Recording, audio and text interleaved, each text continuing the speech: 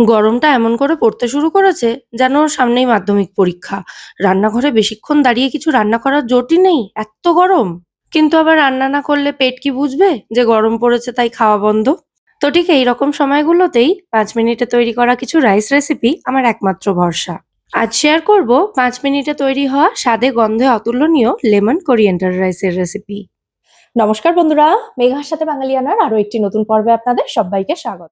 তো রান্নাটা শুরু করার আগে একটা মসলার পেস্ট তৈরি করে নেব। তার জন্য মিক্সার জারে ২ টো কাঁচা লঙ্কা নিয়েছি, আপনারা স্বাদ অনুযায়ী নেবেন। ৫০ গ্রাম মতো ধনেপাতা নিয়েছি।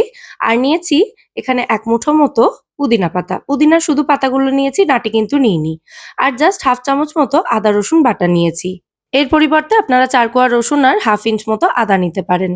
তো এই মসলাটা তৈরি করার জন্য আমি এখানে ব্যবহার করছি আমার আগারো রিগাল পার্সোনাল ব্লেন্ডার।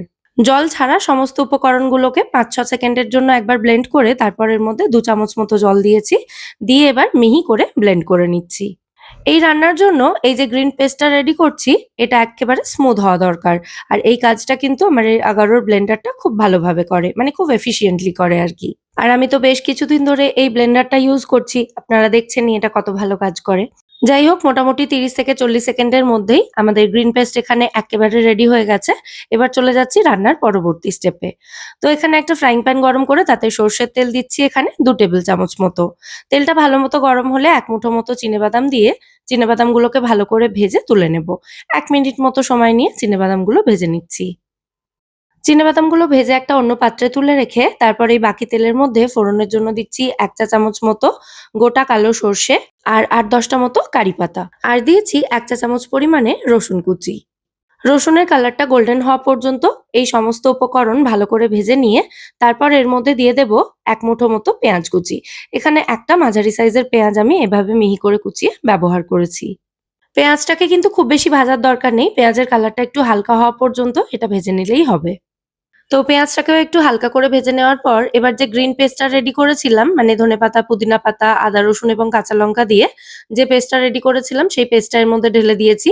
দিয়ে একটু নাড়াচাড়া করে নিচ্ছি। খুব বেশি ভাজার কিন্তু দরকার নেই।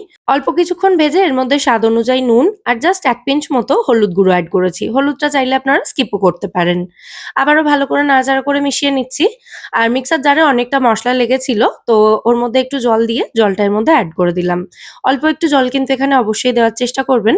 তাতে এই কোরিয়েন্ডার রাইসের টেক্সচারটা কিন্তু খুব স্মুথ হবে। যদিও এতটা জল থাকবে না, রান্নাটা হাই ফ্লেমে করছি, তো কিছুক্ষণের মধ্যেই জলটা কিন্তু অনেকটাই টেনে যাবে। দেখুন, হাই ফ্লেমে আমি এটাকে জাস্ট কিছুক্ষণ রান্না করেছি, তাতেই কিন্তু এটা অনেকটা শুকনো, শুকনো হয়ে এসেছে। তো এবার এর মধ্যে দিয়ে দেব রান্না করে রাখা ভাত ২ কাপ মতো। মাঝে, মাঝে এমন কিছু দিন থাকে না যেদিন খুব বেশি কিছু রান্না করতে ইচ্ছে করে না। আবার বাঙালির দুপুরবেলাটা তো ভাত ছাড়া একেবারেই অসম্পূর্ণ। তো এইরকম দিনগুলোতে একটু ভাত রান্না করে নিয়ে অথবা আগের দিনের ভাত যদি থাকে সেটা দিয়ে এরকম একটু কোরিয়েন্ডার রাইস তৈরি করে নিতে পারেন। দিয়ে দিচ্ছি স্বাদ অনুযায়ী সামান্য একটু মিষ্টি আর তার সাথে দেব ১ টুকরো পাতিলেবুর রস। রান্না তো প্রায় শেষের দিকে, তো এই সময়ই এর মধ্যে দিয়ে দিচ্ছি ভেজে রাখা চিনেবাদামগুলো। ব্যাস আর কি, সমস্ত উপকরণ একসাথে খুব ভালো করে মিশিয়ে নিলেই রেডি হয়ে যাবে দারুণ রিফ্রেশিং ফ্লেভার যুক্ত কোরিয়েন্ডার রাইস।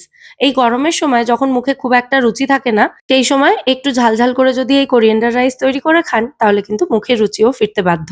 সব মিলিয়ে রান্নাটা করতে হয়তো মিনিট ৫ সময় লাগবে। আর দেখুন, ভাতটা কিন্তু একটুও জলজলে লাগছে না। যেহেতু জলটা দিয়েছিলাম সেই জন্য বললাম, জলটা কিন্তু পুরোটাই টেনে গেছে।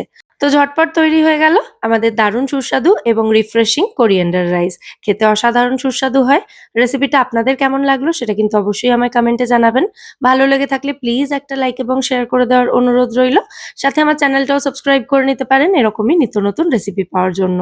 রেসিপিটা কিন্তু অবশ্যই বাড়িতে ট্রাই করে দেখারও অনুরোধ রইল। আর চ্যানেল সাবস্ক্রাইব করলে পাশে থাকা বেল আইকনটা ক্লিক করে অল নোটিফিকেশন অপশনটাও অতি অবশ্যই অন করে দেবেন। আজ তাহলে এ পর্যন্তই, আবার দেখা হবে পরের পর্বে নতুন কোনো রেসিপির সাথে। সবাই সুস্থ থাকবেন, ভালো থাকবেন এবং সব্বাইকে খুব ভালো রাখবেন। নমস্কার।